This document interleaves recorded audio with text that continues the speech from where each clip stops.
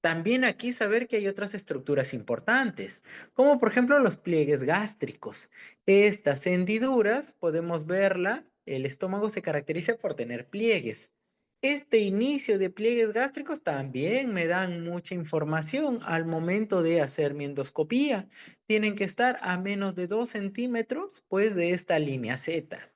Y un tercer hito o punto importante suele ser la aplicatura, la parte donde hay mayor presión por el diafragma y donde se cierra con mayor estrechez, pues, el esfínter. Muy bien, ahora sí, un poquito de epidemiología. Como vemos, es muy variable, ¿no? En América 23%, Europa 25%. Tenemos pues distintas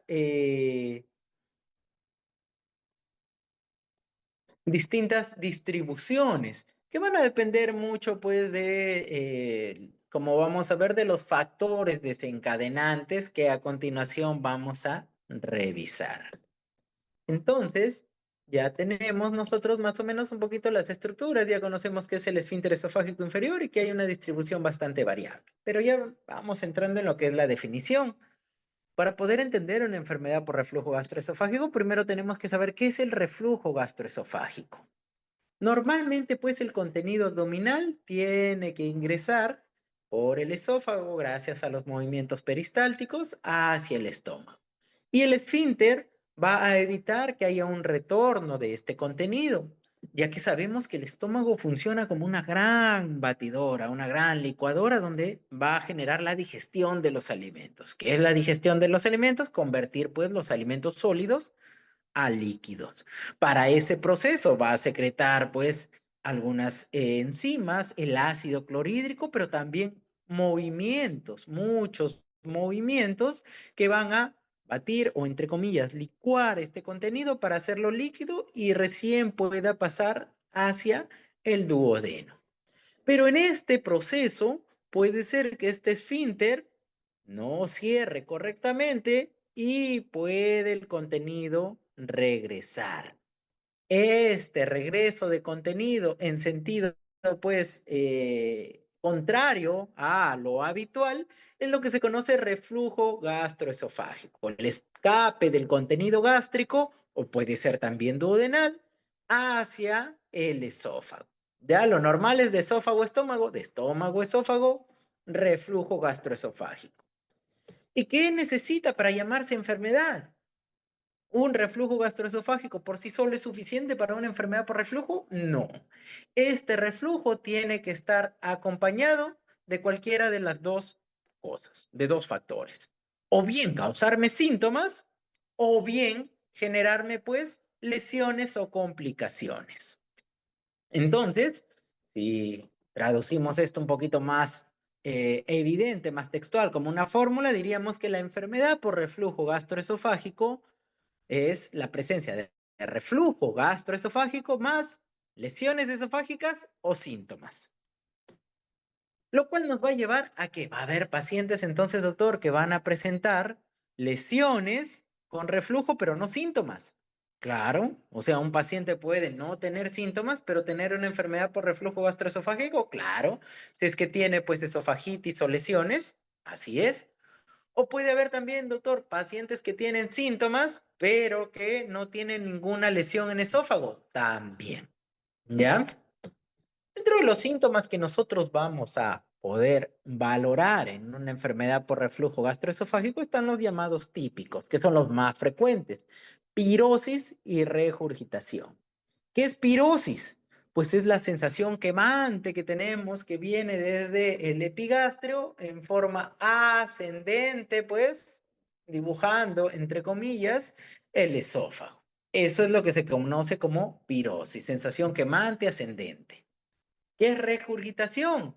Es, doctor, yo estaba tranquilo y cuando de pronto sentí alimento, sentí algo en la boca, pero sin arcada, o sea, sin un vómito, porque recordar que el vómito también es el pasaje del contenido abdominal hacia la boca y expulsarlo, pero con un movimiento que se llama arcada, una contracción.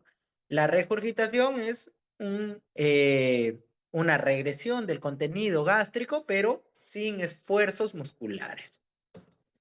Y vamos a tener también síntomas atípicos. En algunos casos, pues este reflujo gástrico, pues va a ir hacia las vías respiratorias, produciendo tos, disfonía, asma o incluso dolor torácico. ¿Ya?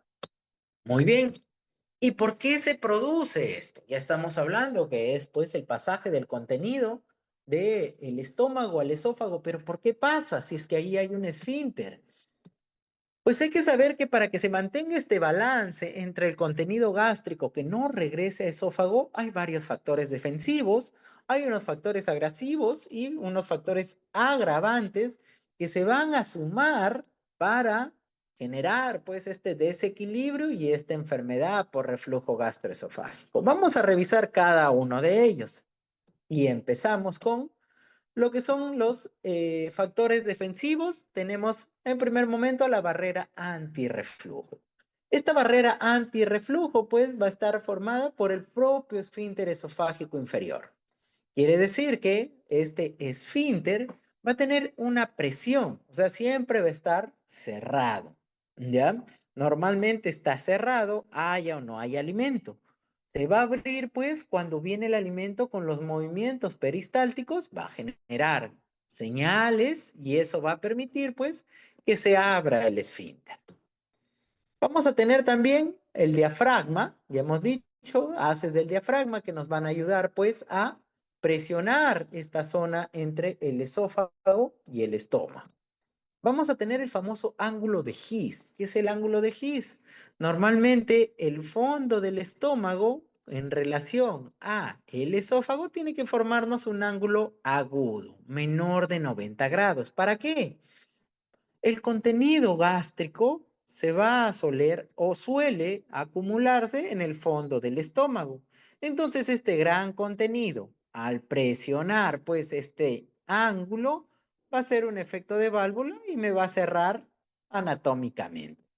Pero, ¿qué ocurre si es que este ángulo, como vemos aquí, viene, presiona, ayuda a evitar un reflujo? Pero ¿qué ocurre si es que el fondo del estómago estaría más abajo, en un ángulo pues abierto? El contenido gástrico pues va a pasar sin ninguna limitación y favorecer un reflujo. También tenemos las famosas relajaciones transitorias del esfínter esofágico inferior. Estas son totalmente fisiológicas, no son patológicas. Por periodos de 20 segundos puede ser que este esfínter deja de estar con su presión normal y puede relajarse, ¿ya? Donde esto podría condicionar también momentos para que haya reflujo. También hay algunas causas que sí van a generar, pues, incompetencia del esfínter esofágico inferior, las famosas hernias hiatales. ¿Qué es una hernia hiatal? Pues que normalmente el esfínter tiene que dividirme estómago, esófago, pero si el estómago ingresa a la cavidad torácica a través de el diafragma, pues entonces ya no voy a tener esta presión del diafragma aquí, sino aquí, donde las paredes del estómago son más gruesas, por lo tanto no lo va a cerrar y es mucho más fácil que haya un episodio de reflujo y consecuentemente enfermedad por reflujo. El bolsillo ácido, ¿qué es esto?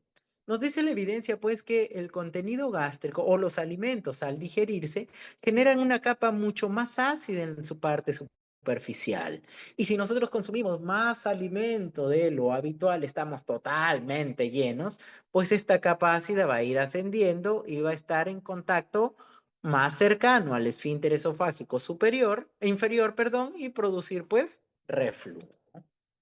Retraso en vaciamiento gástrico. Si hay distintas patologías que me disminuyen la motilidad intestinal, como por ejemplo cualquier episodio inflamatorio, una apendicitis, colecistitis, un trauma abdominal, reposo en casa, limitación de movimiento, pues los intestinos se van a mover más lentos, el estómago va a vaciar con mayor dificultad y va el contenido gástrico a estar más tiempo en el estómago, con lo que esto es un factor de riesgo para reflujo. Y hay factores anatómicos como aumentos de presión intraabdominal. Si es que hay un paciente que presenta obesidad, pues el estómago, que es como un globito, se llena de alimento, al estar presionado, pues va a irse el alimento hacia zonas de menor presión. En este caso, si supera el esfínter esofágico, reflujo. El embarazo también y la tos, porque al toser uno pues eh, presiona o contrae el diafragma hacia la cavidad abdominal y podría generar también episodios de reflujo. Estas son unas imágenes endoscópicas para que vean cómo se ve una hernia hiatal. Como ven, está abierto pues el esfínter esofágico inferior. Este es una visión en retro, quiere decir que hemos entrado con el equipo hacia el esófago. Hemos entrado así y hemos dado una vuelta para mirar. Es lo que estamos haciendo aquí. Muy bien, vamos a ver. Tenemos pues algunos tipos de hernias. La hernia hiatal tipo 2 es la que dentro del diafragma, como ven, no solo, o mejor dicho, no ha entrado el estómago, sino el fondo del estómago. No ha subido lo que es el esófago, sino el fondo se ha metido. Un esófago o una hernia hiatal tipo 3 es que tengo tanto el esófago como mi línea Z que ha ascendido. Y una tipo 4 es pues que aparte de esto ha ingresado al diafragma o a la cavidad torácica pues el resto de contenido abdominal que pueden ser asas intestinales, puede ser mesenterio. El segundo factor defensivo es el aclaramiento esofágico. ¿Qué es esto?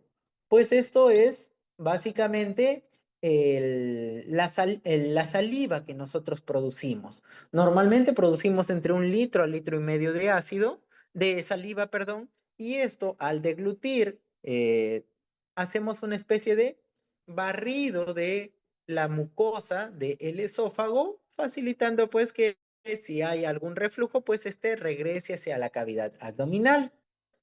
Para esto nos va a ayudar el peristaltismo esofágico, ya dijimos los movimientos ya digestivos, la primera onda peristáltica, la segunda onda peristáltica, nos va a ayudar también la gravedad. Es por ello que una recomendación para evitar reflujo es acostarnos en forma horizontal luego de 2 horas de haber consumido alimento. En ese momento, pues, el estómago ya realizó su vaciamiento gástrico y así nos acostemos no va a haber reflujo. Factores que alteran el aclaramiento, o sea, que me disminuyen el peristaltismo, la producción de saliva, esclerodermia y la hernia yatal.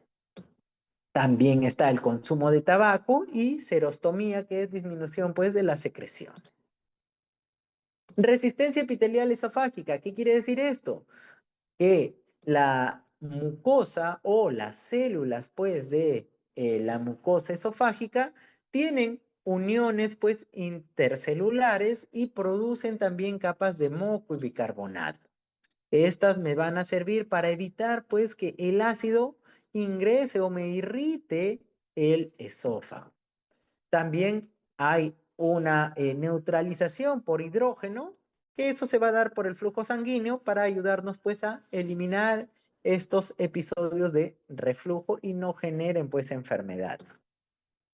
¿Cuáles son los factores agravantes que rompen este equilibrio? Ya habíamos hablado, las comidas copiosas que van a estimular un retardo de el aumento, perdón, de las contracciones involuntarias del esfínter esofágico inferior.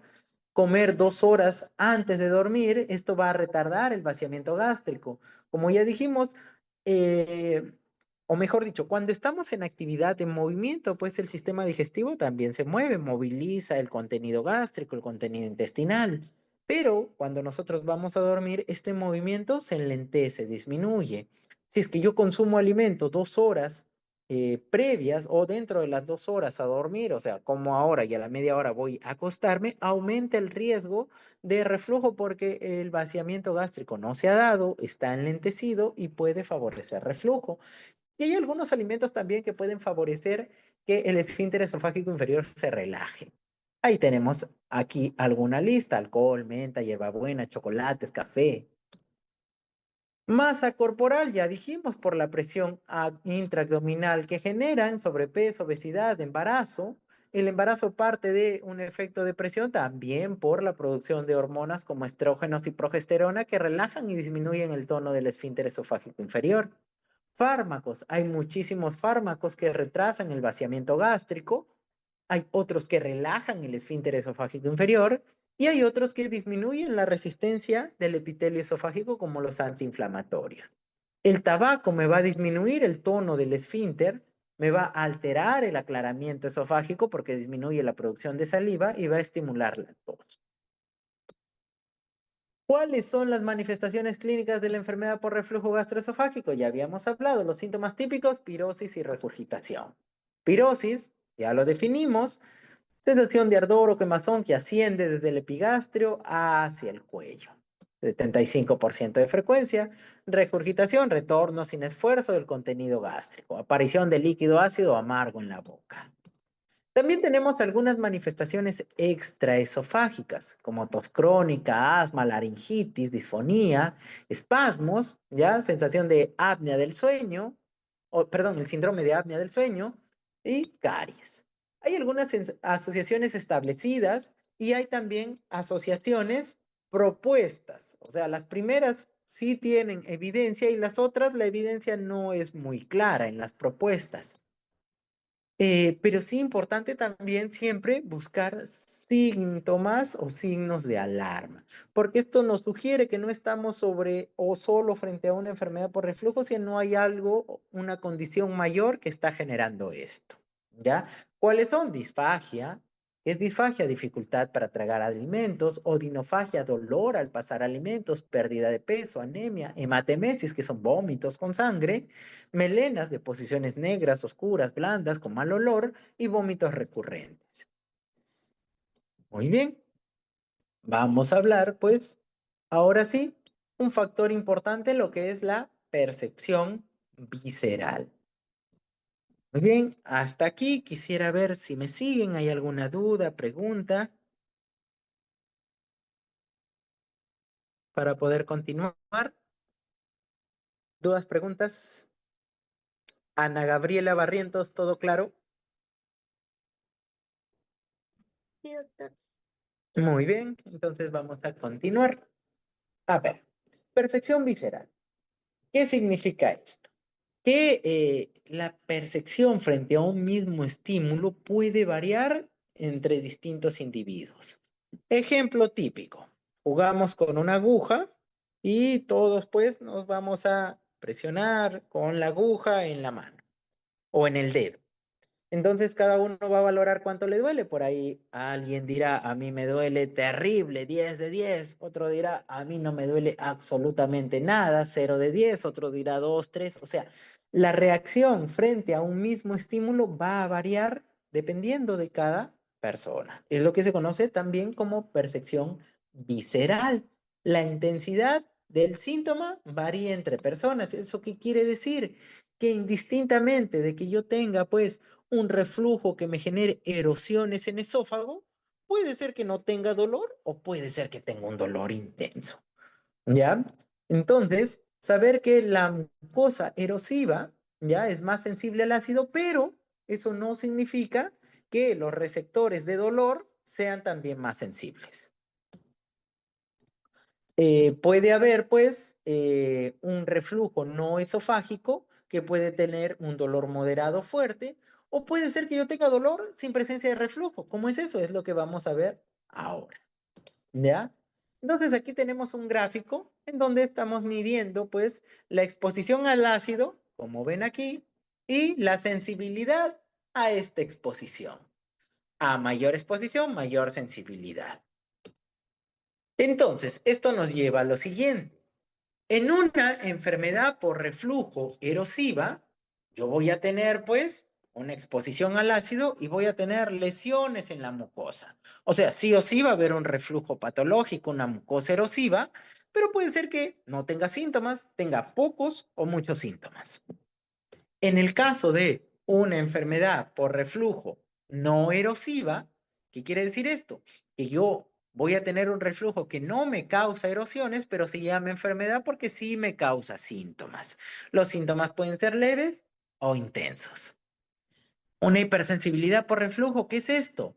En la cual yo voy a tener sí un reflujo, pero este reflujo no es patológico, o sea, no está fuera del rango de lo normal. Como ya les dije, el esfínter esofágico inferior tiene relajaciones transitorias que podrían condicionar algunos reflujos. Entonces, doctor, ¿no todos los reflujos generan síntomas o lesiones? Pues no, hay reflujos llamados fisiológicos.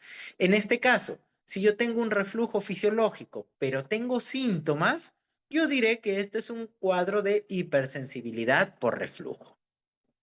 Y si yo tengo, doctor, síntomas, pero no hay reflujo, entonces esto es lo que nosotros llamamos enfermedades funcionales o una pirosis funcional.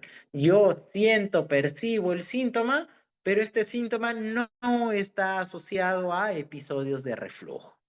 ¿Ya? Muy bien. Estos dos primeros, la ERG erosiva y no erosiva, son prácticamente los que son considerados enfermedad por reflujo gastroesofágico y los otros dos, pues, son patologías funcionales, no son. Ya vamos a aprender a diferenciarlo con los exámenes que vamos a hablar ahora. Ahora, y entonces hablamos un poquito de enfermedad por reflujo, qué significa, cómo es, ¿ya? Y vamos a hablar ahora un poco de la clasificación. Para clasificar, esta es la clasificación que sigue vigente, la clasificación de Montreal en 2006, la cual nos dice, pues, que debemos clasificar por síndromes esofágicos, los cuales pueden ser síndromes sintomáticos, ¿ya? O pueden ser síndromes por lesión. ¿Qué quiere decir sintomáticos? Si es que es una enfermedad por reflujo que se caracteriza por pirosis, por regurgitación o por dolor. ¿Qué es por síndromes? En la que yo evidencio, pues, que hay lesiones de la mucosa por la exposición al ácido, como una esofagitis, una estenosis, un Barrett, un adenocarcinoma. Estos primeros son los que se conocen como una enfermedad por reflujo no erosiva y estos son los que se conocen como una enfermedad por reflujo no erosiva. Como vemos, la gran mayoría son, pues, síntomas sin lesiones, ¿ya? La gran mayoría son enfermedad por reflujo no erosiva. Entonces, doctor, me está diciendo que si es que le hago una endoscopía a un paciente con reflujo, existe una alta probabilidad, porque el 60% de los casos no va a presentar lesiones en esófago. Así es, ¿ya? Y tenemos también los que son por síndromes extraesofágicos, lo que habíamos hablado hace un momento, las asociaciones establecidas y propuestas. Les pongo este cuadrito porque suelen hacer preguntas de este tipo de clasificación de Montreal. Esa asociación propuesta de enfermedad por reflujo gastroesofágico y te ponen ahí las alternativas, asma por reflujo, no. O al revés, esa asociación establecida. La pueden estudiar luego con calma. Importante esto sí, ¿cómo vamos a hacer el diagnóstico de enfermedad por reflujo? Asumamos, estamos en nuestra guardia, tranquilos nosotros, el residente nos dejó el sello y nos dijo, no me despiertes a menos que sea algo grave. Entonces empezamos, llega un paciente quejándose y le dice, doctor, siento una sensación quemante, ascendente, por aquí que me sube, se señala el cuello.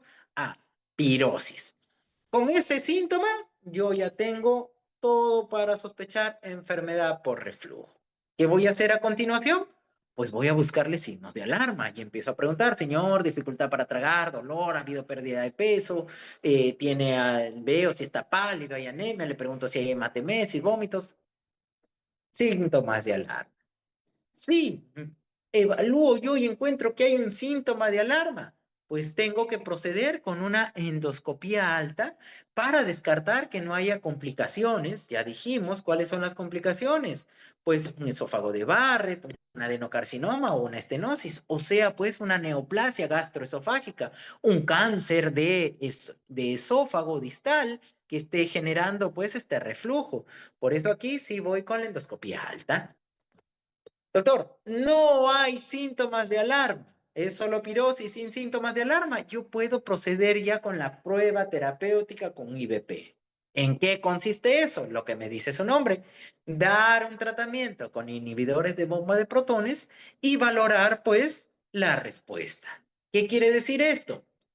Le iniciamos al paciente las pruebas con IBP, viene a 2 semanas el paciente, doctor, es usted mágico, ya no siento molestias.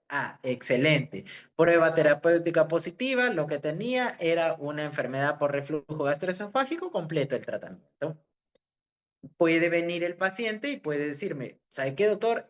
No he mejorado nada o he mejorado poco, he mejorado parcialmente. Aquí sí ya tengo que corroborar. ¿Estaré frente a un cuadro de enfermedad por reflujo refractario? ¿O será que esto no es una enfermedad por reflujo refractario? ¿Será una pirosis funcional? ¿Será una hipersensibilidad por reflujo? ¿Qué hago?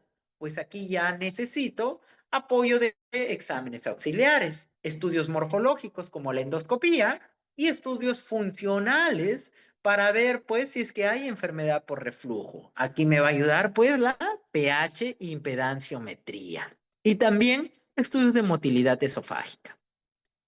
Entonces, vamos a ver un poquito de cada uno de ellos. Empezamos con prueba terapéutica. ¿Cómo se hace esto? Vamos a dar una dosis estándar durante 2 a 4 semanas cada 12 horas. ¿Cuál es dosis estándar? Omeprazol 20 miligramos o equivalentes. ¿Ya? Bien.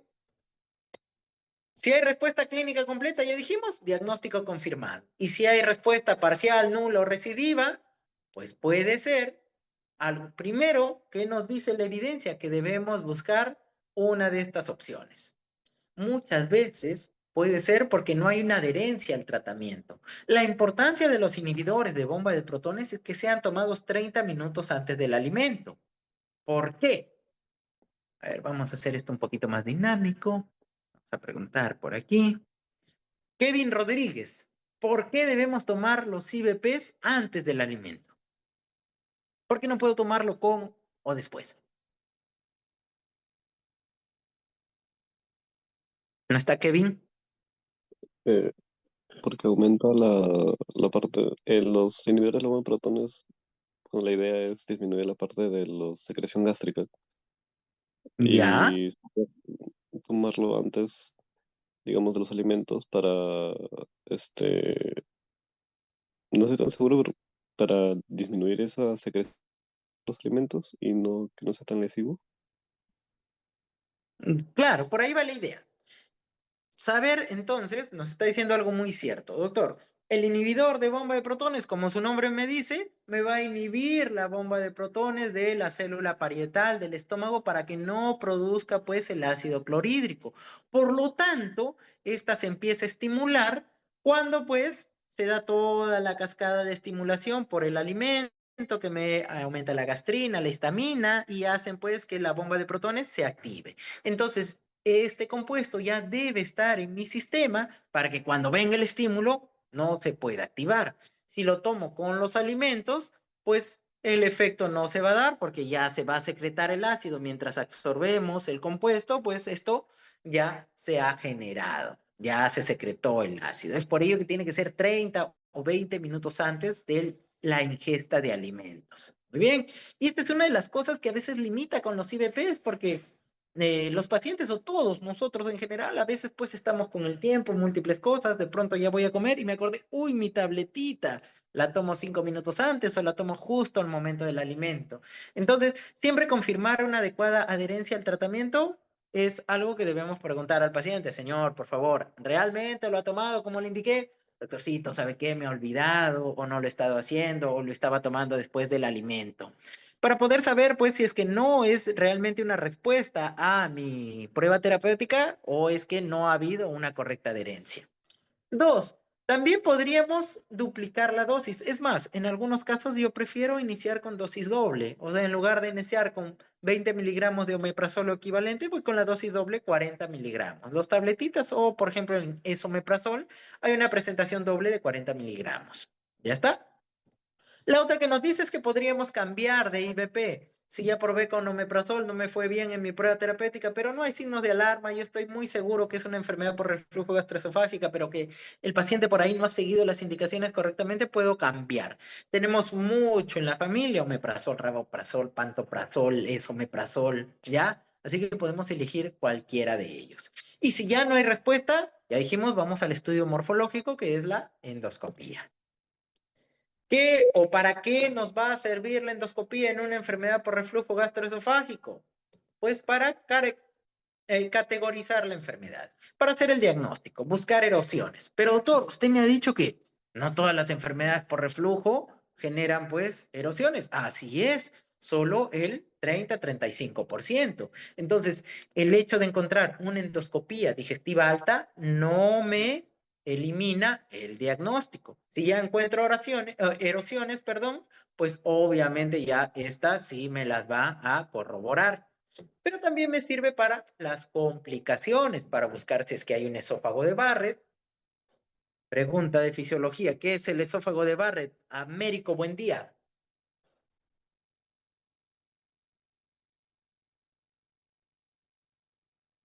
¿Está Américo? Sí, doctor, sí me encuentro. Cuéntanos, por favor. Mm, Representa el reflujo de ácido. No. Un esófago de Barrett, pues, es una metaplasia, un cambio de una mucosa por otra. En este caso, la mucosa del esófago obtiene, pues, mucosa gástrica o intestinal, ¿ya? ¿Por qué? Obviamente estimulado por la secreción ácida. Y esto sí puede ser un factor de riesgo para una complicación mayor, que es un cáncer de esófago, si se asocia, pues, a displasia. Estenosis péptica, ¿qué es esto? Pues las erosiones al cicatrizar han estrechado, han endurecido el esfínter esofágico, la mucosa, y me dan obstrucción. ¿Ya? Entonces, para eso también me ayuda la endoscopía.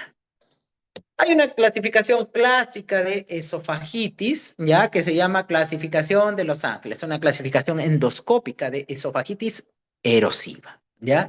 Grado A, como ven aquí, pequeñas erosiones de menos de 5 milímetros de longitud y que no son confluentes. ¿Qué significa no se continúan con otras? Esofagitis Los Ángeles B. Las erosiones son más largas. Vemos aquí más de 5 milímetros, pero todavía no se continúan, o sea, no son contiguas, no son confluentes. Veo una aquí, veo otra por aquí. Esofagitis Los Ángeles C. Doctor, acá sí las veo que se comunican. Mire, acá hay una, acá hay otra y están comunicadas. Pero esta comunicación es menos del 75% de toda la circunferencia, como vemos aquí. Y Los Ángeles D, pues la que nos falta, más del 75%. Miren, veo varias erosiones, pero está tomado pues toda esta porción. Casi toda la circunferencia del esófago está pues con erosiones. ¿Ya? Entonces, para que no se olviden, pregunta también que suelen hacer en los exámenes, clasificación de Los Ángeles. Entonces, regresando a la endoscopía, vamos a encontrar en la mayoría prácticamente una endoscopía normal, un esófago normal, en el 35% de los casos una esofagitis y en 5% de los casos complicaciones como el esófago de Barrett o una estenosis péptica. Entonces, doctor, ya, regresando, viene mi paciente, tiene pirosis, no tiene síntomas de alarma, le di la prueba terapéutica, no hubo una adecuada respuesta, le pedí su endoscopía y sale normal. ¿Tiene o no tiene enfermedad por reflujo este paciente? ¿Qué nos dice, si es que he estado atenta, Brigitte Salomé?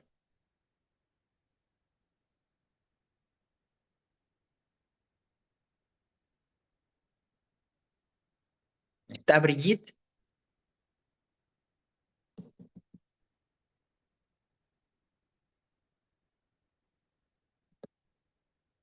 Entonces estamos aquí, ¿no? Tiene pirosis, no tiene síntomas de alarma, di la prueba terapéutica, pero lamentablemente no hubo la respuesta que buscaba. Hice la endoscopía y salió normal. Entonces, ¿con qué tengo que ir? Con los estudios funcionales, porque no sé si será un ERG refractario, no sé si tal vez no es un ERG. Entonces, aquí nos vamos a apoyar con los estudios funcionales de esófago. ¿Cuáles son estos? Los que me van a medir el reflujo ácido.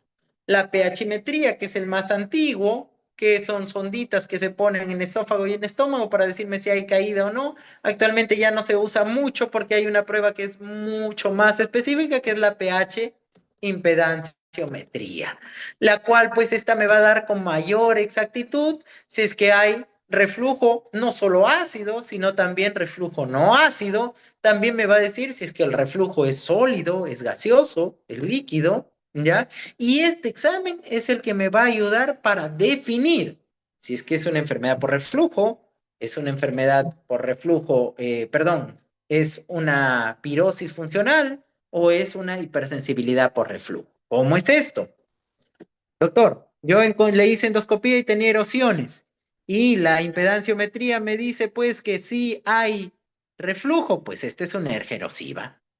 Doctor, yo le hice su endoscopía y está normal, pero la pH impedanciometría me dice que hay enfermedad por reflujo. Excelente, una enfermedad por reflujo no erosiva.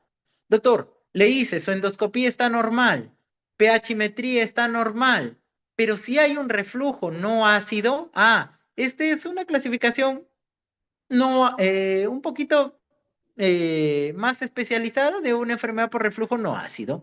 Doctor, su endoscopía normal, pH impedanciometría normal, esto pues es una pirosis funcional. Esto se maneja de forma distinta. Porque sí, hay muchos casos, les puedo decir, en la práctica clínica de pirosis funcionales que el paciente había venido probando todos los inhibidores de bomba de protones en dosis dobles, triples, ninguno con respuesta. ¿Por qué? Porque su problema nunca es, esa pirosis nunca es dependiente del ácido. ¿Ya? Por eso es importante hacer un correcto diagnóstico.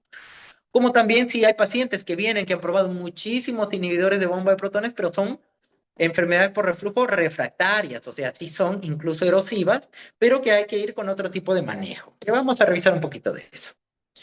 Entonces, para el tratamiento, el pilar fundamental se va a dar en los factores higiénico-dietéticos y en la secreción de ácido. ¿Cómo es esto?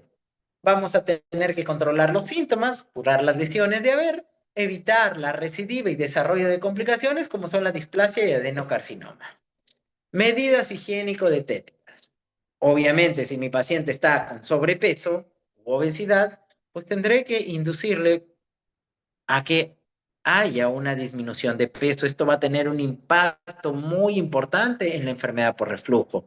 Ya hemos hablado que para mejorar el vaciamiento gástrico y evitar el reflujo, que se acueste pues de forma horizontal entre 2 a 3 horas después de haber consumido el alimento. También nos puede ayudar la elevación de la cabecera de la cama para que el paciente no esté totalmente horizontal, sino ligeramente inclinado en la parte de la cabeza. Eliminación de comidas. Ya hemos visto que hay algunos alimentos que o disminuyen el tono del esfínter esofágico inferior o que aumentan las relajaciones de este. Entonces, estos tenemos que eliminar, ¿ya? Vamos a ir, pues, eliminando lo que son los chocolates, las bebidas gaseosas, la abstinencia de alcohol y el tabaco. Aumentar el consumo de fibra, ya que esto aumenta, pues, el tránsito intestinal y mejora el vaciamiento gástrico. Tratamiento farmacológico tenemos muchísimos, ¿ya? A la cabeza, de lejos, los que tienen mejor respuesta, menos eventos adversos, son los IVPs, ¿ya? Los IVPs son los que al momento, pues, son nuestra mejor opción, aunque sí ya decirles que actualmente están apareciendo los inhibidores de bomba de potasio, como tegoprazán, que estos tienen incluso un mejor efecto que los IVP, y tal vez lo más importante es que estos no necesitan, pues, tomarse antes de los alimentos. Así que esta es una gran ventaja. Al momento tenemos uno en Perú, pero ya se está proyectando a que lleguen algunos otros. En cuanto a los antiácidos, sí decirles pues que, perdón, los anti-H2 como ranitidina, cimetidina, estos ya prácticamente están en desuso. Incluso hace unos meses ya salió una normativa de DGMI donde ya no se van a utilizar. Así que ranitidina por ahí ya no van a encontrar disponible en las farmacias. Así que le decimos adiós a este medicamento, pero igual todavía lo seguimos mencionando porque es parte de nuestra literatura, de la historia. Aquí les menciono, pues, los distintos inhibidores de bomba: omeprazol, lansoprazol, rabeprazol, pantoprazol, esomeprazol. Doctor, ¿con cuál voy? Puedes elegir el que tú prefieras. Los anti-H2, como les dije, básicamente estos ya no se están comercializando, pero igual por ahí he visto que vienen preguntas, así que ahí está, anti-H2, inhibidores de los receptores de histamina de las células parietales, que esto pues me da la disminución de la secreción ácida. Tratamiento quirúrgico, doctor. Ya vimos, pues, es un paciente con ERG refractario, le he dado todos los inhibidores de bomba de protones, las medidas generales, y este paciente no mejora su pirosis. Por si acaso, ya está corroborado con pH impedanciometría, si es una enfermedad por reflujo. Aquí, pues, ya vamos con el manejo quirúrgico. Si el paciente me dice, doctor, ¿sabe qué? A mí sí me controla, pero no quiero estar tomando pastillas todos los días, ya no, pues podemos ir a cirugía. Si el paciente, doctor, a mí sí me va bien cuando tomo la medicación, me controla la pirosis, pero a veces me olvido, hago otras cosas y esto me está generando muchas molestias. Yo incluso tengo erosiones, una esofagitis erosiva C, pues también indicación de cirugía. Si es que hay, pues, alergia o reacción adversa a los medicamentos, a los IVPs, si hay una hernia y tal, pues muy grande, si es que a pesar del tratamiento, como les dije, no hay respuesta, entonces ya necesitamos pues el manejo quirúrgico. Como ven, el manejo quirúrgico es básicamente formarle con el fondo del estómago una especie de pseudoesfínter esofágico inferior al paciente. Entonces, para finalizar, no se aburren, no se cansen, ya estamos en la última diapositiva, un algoritmo que esto tal vez es lo que nos va a ayudar a tomar decisiones y a poder aterrizar todo lo que hemos hablado en esta clase. Empezamos. Sospecha de enfermedad por reflujo gastroesofágico, pirosis o regurgitación, inmediatamente preguntamos síntomas de alarma. Si no hay síntomas de alarma, pues voy a mi tratamiento empírico. Muy bien. ¿Hay respuesta favorable? Excelente, ya está, se acabó, no necesito a nadie más. Esta es una enfermedad por reflujo gastroesofágico. Si no hay la respuesta que espero con el tratamiento empírico, pues tengo que ir con una endoscopía. Si hay síntomas de alarma, también tengo que ir con la endoscopía. En la endoscopía voy a encontrar, pues, esofagitis. Doctor, esofagitis A, B, C o D, pues excelente, esto ya me confirma mi diagnóstico, hasta aquí llego, inicio el tratamiento, medidas generales, manejo. Doctor, en la endoscopía encontré pues otras lesiones, encontré que hay una estenosis, un esófago de Barrett, un adenocarcinoma, un cáncer de esófago, pues iré con el tratamiento específico. Si es estenosis, pues haré la dilatación, si es un esófago de Barrett, una mucosectomía, si es un adenocarcinoma, pues una disección endoscópica o tal vez ya cirugía. Doctor, una endoscopía normal. Pues si es normal, todavía yo no sé, ¿será o no será una enfermedad por reflujo? Pues tengo que ir con los estudios funcionales. Ya dijimos, la pH impedanciometría y el estudio también de motilidad, la manometría. Si sale normal, reevalúo pues otras patologías como pirosis funcional, que esto nada tiene que ver con la enfermedad por reflujo, y si es anormal, confirmo pues mi enfermedad por reflujo gastroesofágico. Muy bien. Esta es una fotito de algunos colegas y eso sería todo por ahora. Atento a sus preguntas, si es que hubiese alguna.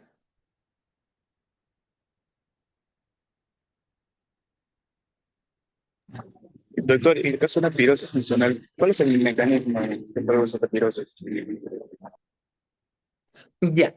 Bueno, para hacer el diagnóstico de pirosis funcional, ya dijimos, pues, hemos hecho la prueba terapéutica, no ha habido respuesta, hemos hecho la endoscopía, un esófago normal, hemos hecho la pH impedanciometría y hemos corroborado que no hay reflujo gastroesofágico.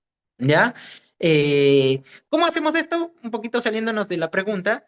La pH impedanciometría es, se pone unas onditas, creo que por aquí está el gráfico, ¿ya? Se pone unas onditas y se le da al paciente un pequeño botón. Ya no tengo la imagen. Se le da al paciente un botón y él presiona cada vez que siente pirosis, presiona el botoncito y corroboramos, ¿no? Ah, mira, justo cuando tenía la pirosis había reflujo. Ah, excelente. No, él presiona el botón y no coincide con el reflujo, pues esta es una pirosis funcional. Es un tema más de percepción. Esto lo manejamos con algunos antidepresivos, con otro tipo de medidas, ¿ya? Tienen que ver más con peristaltismo digestivo, con lo que se llama, pues, sensibilidad del sistema digestivo. No va tanto con el tema de la secreción de ácido.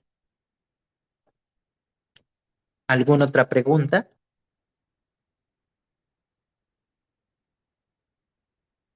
Doctor, una consulta. ¿Hay alguna, por ejemplo, hay alguna especificación para el uso de inhibidor de la bomba de protones? O sea, por ejemplo, pacientes embarazadas, geriátricos, niños. Bueno, decir pues que es un medicamento bastante seguro en niños y en ancianos, no hay mayor problema. Sí es cierto que ha habido algunos estudios, evidencia que dice que el omeprazol o los IVPs pueden generar pues problemas de osteoporosis, otro tipo de problemas, pero estamos hablando que este es un estudio pues a largo plazo. Pacientes que utilizan IVPs por periodos extremadamente prolongados, mayor a 5 o 10 años. Ahora, doctor, si yo lo voy a usar por 2 semanas, un mes o 2 meses, pues decirles que esto no genera ninguna complicación. Con el embarazo sí es un tema muy puntual. La mayoría de medicamentos, incluido el omeprazol, es categoría B. Así que siempre en embarazo, por lo general en las primeras 8 semanas o hasta incluso las 12 semanas, tratamos de no dar ningún medicamento y tratamos de ir más por la parte de medidas generales, la posición, la ingesta de alimentos. Ya después de las 12 semanas ya podríamos con un poquito más de seguridad dar IVPs, pero de inicio dentro de las 8 no recomendaría. A menos obviamente que tengamos pues una hemorragia digestiva y donde ahí ya valoramos pues riesgo-beneficio si tengo que darle su IVP, ¿no?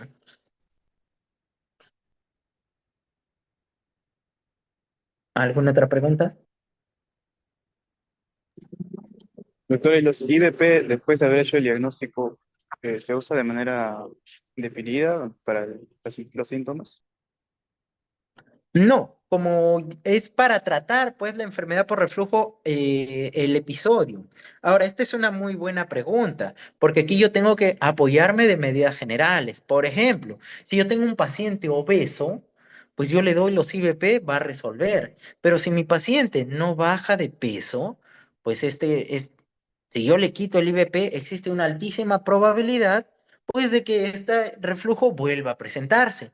Entonces, aquí lo que hacemos es un desescalamiento, pues, paulatino. ¿Sabe qué? Empezamos con 40 miligramos cada 12 horas, 2 semanas, controlo muy bien, viene el paciente, señor, tiene que bajar de peso, esto, pero nuestro paciente no nos entiende o no puede bajar de peso, está diciéndonos que ya se va a hacer cirugía bariátrica después y está esperando ello.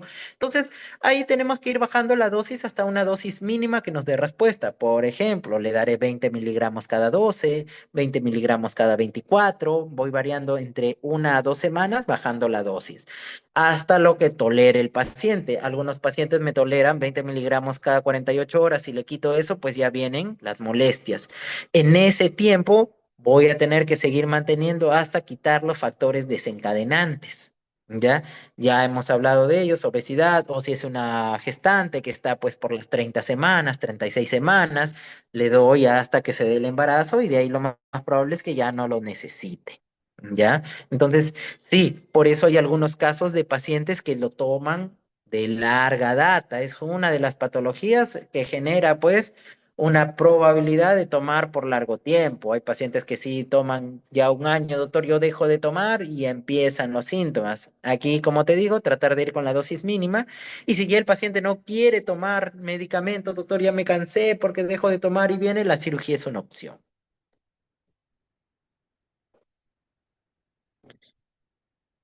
¿Alguna otra pregunta?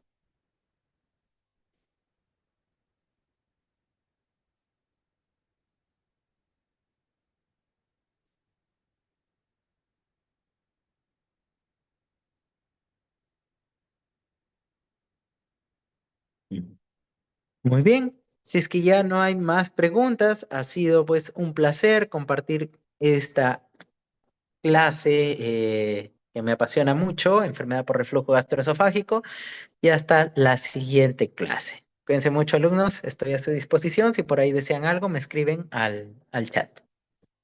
Muchas gracias, doctor. Gracias, Ok, doctor. muy bien, Gracias, hasta doctor. luego. Ya.